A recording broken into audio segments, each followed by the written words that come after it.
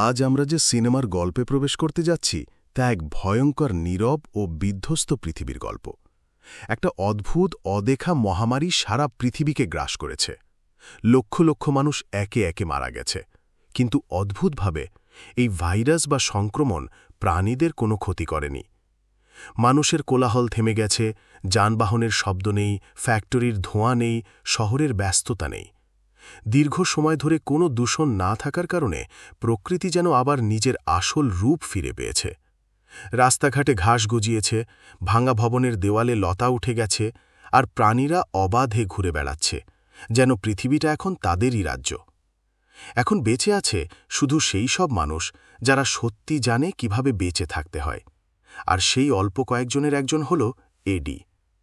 এডির শৈশব কেটেছে মায়ের সাথে, কিন্তু মহামারীর সময় মাও মারা গেলেন।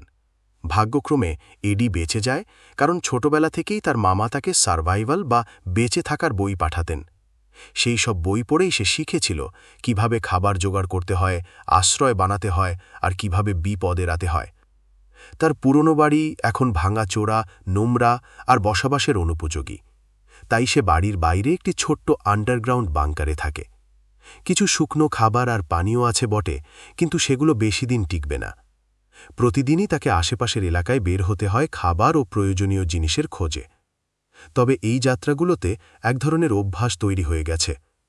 প্রায়ই সে ফাঁকা বাড়িতে মানুষের মৃতদেহ খুঁজে পায়। গোটা এলাকাটি সে ইতিমধ্যেই তন্ন করে খুঁজে ফেলেছে। এখন প্রয়োজনীয় জিনিসপত্র একেবারেই শেষ। তার কাছে শুধু একটি সাইকেল আছে, কিন্তু সে দূরে যেতে চায় না, কারণ তার ভয় যদি কোথাও মানুষ মেলে তারা হয়তো তাকে মেরে ফেলবে, এমনকি হয়তো খেয়ে ফেলবে। এই একাকী জীবন যেন ধীরে ধীরে তার মানসিকতা গিলে খাচ্ছে। বিদ্যুৎ নেই, তাই ফোনও চালানো যায় না। সে সময় কাটায় পুরনো বই পড়ে, গাছপালা লাগিয়ে। অনেক কষ্ট করে সে কিছু সবজি ফলায়, আর সেদিন তার মনে হয় যেন পৃথিবী আবারও তাকে ছোট্ট একটি সুখ উপহার দিয়েছে। এক রাতে চাঁদের আলোয় শুয়ে থাকতে থাকতে হঠাৎ অদ্ভুত কিছু শব্দ কানে আসে। ভয়ে দ্রুত বাংকারে ফিরে যায়। পরের দিন খাবারের সন্ধানে বেরিয়ে সে এক বাড়ির ছাদে একটি ছোট্ট সৌর প্যানেল পায়। আনন্দে তা নিয়ে এসে ফোন চার্জ দেয়, গান শোনে, পুরনো স্মৃতি ফিরে আসে, এমনকি মায়ের পুরনো ভিডিও দেখে আবেগপ্রবণ হয়ে পড়ে। কিন্তু সুখ বেশিক্ষণ টেকে না। প্রাণীরা তার যত্ন করে গড়া সবজির বাগান নষ্ট করে দেয়। যদিও বীজগুলো সে সংগ্রহ করে রাখে, নতুন করে চাষ করার ভাবনাই তাকে রাগিয়ে তোলে। রাগের মাথায় নিজের পায়ে কুড়াল মেরে ফেলে। পরে বেঁচে থাকার বই দেখে গাছপালার সাহায্যে ওষুধ বানিয়ে ক্ষত বেঁধে ফেলে। রাতে মামামামির ছবির দিকে ভাবে হয়তো তারা বেঁচে আছেন। তাদের কাছেই তো সে বেঁচে থাকার শিক্ষা পেয়েছে, তাহলে কেন তাদের খুঁজতে যাবে না? কিন্তু সাইকেলে যাত্রা করা খুবই কষ্টকর হবে। হিসাব করে দেখে সঠিক রুক্ষ গেলে অন্তত 2 সপ্তাহ লাগবে। অবশেষে পরদিন সকালেই যাত্রা শুরু করে। সারাদিন সাইকেল চালিয়ে রাতে ভাঙা ঘরবাড়িতে ঘুমায়। মাঝে মাঝে কোনো বিল্ডিং পেলে সেখান থেকে কিছু জিনিস মেলে। 1 সপ্তাহ সব ঠিকঠাক চলছিল, কিন্তু এক রাতে জেগে দেখে একটি হরিণ তার পানির বোতল ভেঙে ফেলেছে এবং সৌর চার্জারটিও নষ্ট করে দিয়েছে। রাগের মাথায় সে সবগুলি হাওয়ায় ছুঁড়ে ফেলে। পরে তীব্র অনুশোচনা হয়। পথে একটি নদী পেয়ে আবার পানি সংগ্রহ করে, কিন্তু কিছু দূর গিয়ে সাইকেল সহ একটি গর্তে পড়ে যায়। স্পষ্ট বোঝা যায় এটা কারো পাতা ফাঁদ। ওঠার চেষ্টা করেও ব্যর্থ হয়। আতঙ্কে আতশবাজি জ্বালায়, যেন কেউ দেখতে পায়। পরদিন সকালে দূরে কারো উপস্থিতি টের পায়। একটি মেয়ে, নাম ইভা। ভয়ে গুলি চালায়, কিন্তু মিস করে।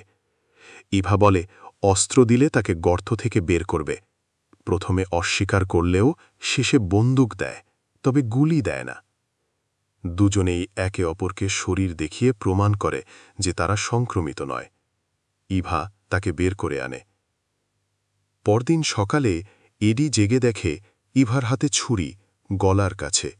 গুলির খোঁজ জানতে চায়। গুলি পেয়েই বন্দুক ভরে পালিয়ে যায়।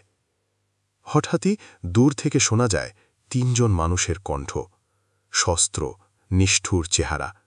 এডি বুঝতে পারে ইভা তাদের কাছ থেকে পালাচ্ছিল। এডি নিজেকে মৃত সংক্রমিত মানুষ হিসেবে সাজায়, ফলে তারা তাকে উপেক্ষা করে চলে যায়। পরে এডি জানতে পারে ইভা গর্ভবতী, তার স্বামী মারা গেছে। পথের মাঝে এডি 2টি সাইকেল পায় এবং প্রস্তাব দেয় একসাথে মামার বাড়ি যাওয়ার। অর্ধেক পথ পেরোনেও ইভা রাজি হয় না, কারণ ওই এলাকা নাকি নিরাপদ নয়, কিন্তু শেষ পর্যন্ত বাধ্য হয়। যাত্রা ধীরগতি হয়, কারণ ইভা সাইকেল ভালো চালাতে পারে না। তবুও দুজনে ধীরে ধীরে এগোতে থাকে। একদিন একটি পুকুরে স্নান করতে গিয়ে এডি দেখে পেছনে দাঁড়িয়ে আছে সেই 3 জন। তারা ইভাকে ছেড়ে দিতে বলে, কারণ তার গর্ভের শিশুটিকে খাওয়ার পরিকল্পনা তাদের। এডি তখন ক্লান্ত, দম ফেলারও শক্তি নেই। চারপাশের বাতাসে বারুদ আর পোড়া ধাতুর গন্ধ মিশে আছে, যেন এই পৃথিবী বহু আগেই মারা গেছে, আর এখন কেবল ভাঙা হাড়ের গুঁড়ো উড়ে বেড়াচ্ছে। কিন্তু ইভা তার হাতে আঁকড়ে ধরে আছে, শ্বাস ফেলে ফেলে হাঁটছে। মেয়েটির চোখে ভয় আর ক্লান্তির মিশ্র ছাপ, তবুও ওর ভেতরে একটা বেঁচে থাকার অদম্য তাগিদ আছে। এডির মনে হচ্ছিল এখন থামা মানেই মৃত্যু। পথের এক প্রান্তে দেখা গেল ঘন কুয়াশার মধ্যে দাঁড়িয়ে আছে একটা জরাজীর্ণ ফার্ম হাউস। এটা তার মামার পুরনো বাড়ি। ছোটবেলায় বহুবার এসেছে এখানে। সেই স্মৃতিগুলো এখন যেন মরুভূমিতে হঠাৎ দেখা জলের মতো। ভেতরে গেলে হয়তো আশ্রয় মেলে, হয়তো খাবার বা অস্ত্রও পাওয়া যাবে। আর সবচেয়ে বড় কথা, সে আশা করছিল মামা এখনও বেঁচে আছেন। তারা দৌড়ে গিয়ে দরজা ঠেলে ঢুকে পড়ল। ভিতরে অন্ধকার, বাতাসে স্যাঁতস্যাঁতে গন্ধ। মেঝেতে ছড়িয়ে ছিটিয়ে শুকনো পাতার স্তূপ। এমন মনে হচ্ছে বছরের পর বছর কেউ এখানে পা রাখেনি। ইভা হালকা একটা স্বস্তির নিঃশ্বাস ফেলল, আর এডি তৎক্ষণাৎ দরজা বন্ধ করে দিল। কিন্তু সেই স্বস্তি বেশিক্ষণ টিকল না। এডি খেয়াল করল বাড়ির পেছনের ছোট্ট উঠোনে কিছু আছে। ধীরে ধীরে পায়ের শব্দ না করে পেছনের দরজা খুলে বাইরে বেরোল। কুয়াশা একটু সরে যেতেই যা চোখে পড়ল তাতে বুকের ভেতর কেমন ঠান্ডা শূন্যতা নেমে এলো। মাটির ঢিবি, তাতে সাদা পাথরের তৈরি এক ছোট্ট ক্রস গেঁথে আছে। কাছাকাছি গিয়ে সে পড়ল পাথরে কাপা হাতে খোদাই করা লেখা তার মামার নাম। সব আশা যেন মুহূর্তেই ধূলিসাৎ হয়ে গেল। এই বাড়ি এখন আর নিরাপত্তার প্রতীক নয়, বরং মৃত্যু আর একাকিত্বের চিহ্ন হয়ে দাঁড়াল। এমন সময় ইভা এসে দাঁড়াল তার পেছনে। চোখ নামিয়ে ধীরে ধীরে বলতে শুরু করল, আমি কখনো তোমাকে সত্যিটা বলিনি এডি।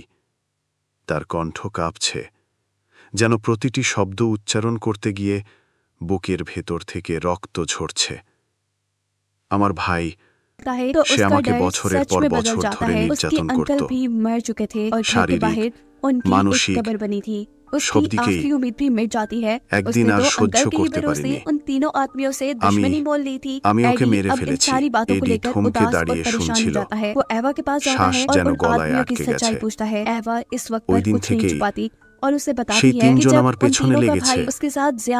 জানি না তারা কারা, কিন্তু তারা আমার ভাইকে খুঁজতে এসেছিল। পরে বুঝলাম তারা আমাকে পেতে চায়, একজন মানুষ হিসেবে নয়, একটা জিনিস হিসেবে। এডির মনের ভিতর রাগ আর ভয় মিলেমিশে এক অদ্ভুত তীব্রতা তৈরি করল। হঠাৎই বাইরে একটা শব্দ, ভারী বুটের শব্দ, শুকনো মাটিতে চাপা কর্মর আওয়াজ। এডি জানত এই শব্দের মানে একটাই, এসে গেছে। বাইরে পা রেখেই দেখল কুয়াশার মাঝখানে দাঁড়িয়ে আছে সেই 3 জন, রুক্ষ দাড়িওয়ালা, চোখে নিষ্ঠুর ক্ষুধা নিয়ে তাকিয়ে থাকা শিকারী। তাদের ঠোঁটে বিকৃত হাসি। মাঝের লোকটা এগিয়ে এসে বলল, তাকে আমাদের দিয়ে দাও এডি, চাইলে আমরা শেয়ারও করব। এডির ভিতর থেকে যেন আগুন বেরিয়ে এলো। ও কোনো বস্তু নয়, শোনো, আমি তাকে কাউকে দেব না। অতর্কিতভাবে সে পিস্তল বের করে গুলি ছুড়ল, একটা সতর্ক বার্তা হিসেবে। গুলির আওয়াজে চারপাশ কেঁপে উঠল। পাখির ঝাঁক উড়ে গেল দূরে। ইভাকে চিৎকার করে বলল, দৌড়াও, আর নিজেও পিছিয়ে যেতে লাগল। কিন্তু হঠাৎ পিছন থেকে একটা মোটা হাত তার গলা চেপে ধরল।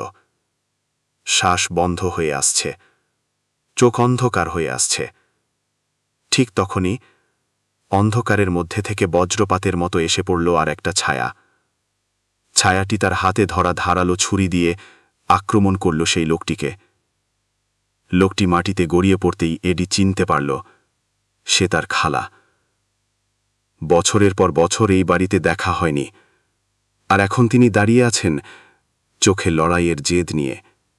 দ্রুত ভিতরে যাও, তিনি চিৎকার করলেন, কিন্তু সময় নেই। আরও দুজন ইতিমধ্যেই ঝাঁপিয়ে পড়েছে। একজনের দিকে খালা এগিয়ে গেলেন, আরেকজন এডির দিকে। মুহূর্তেই ভাঙা জানালার কাঠ, ধুলো আর ঘামের গন্ধে ভরে গেল পরিবেশ। খালা কৌশলে একজনকে ফাঁদে ফেলে দিলেন, ঘরের একপাশে রাখা ভাঙা মেঝের নিচের গর্তে ঠেলে দিয়ে। লোকটি চিৎকার করতে করতে নিচে পড়ে গেল, আর কোনো আওয়াজ শোনা গেল না। কিন্তু এরই মধ্যে দূর থেকে ভেসে এলো এক গুলির শব্দ। খালার কাঁধে রক্ত ঝরতে লাগল। তিনি হাঁটু গেড়ে বসে পড়লেন। এডি দৌড়ে গেলেন তার কাছে, কিন্তু তখনই শেষ লোকটি ইভাকে ধরে ফেলল। লোকটির চোখে নৃশংসতা, ঠোঁটে হাসি। সে স্পষ্ট বুঝিয়ে দিচ্ছে এই শিকার সে ছাড়বে না। এডি তৎক্ষণাৎ নিজের অবস্থান বদল করল। মেঝের এক কোণে থাকা লোহার পাইপ হাতে তুলে নিয়ে জোরে আঘাত করল দেওয়ালে। শব্দে লোকটি চমকে পিছনে তাকাল, আর ঠিক সেই মুহূর্তে ইভা নিজের ধনুক টেনে ছেড়ে দিল। তীর সোজা তার পিঠ ভেদ করে বেরিয়ে এল। লোকটি ধপ করে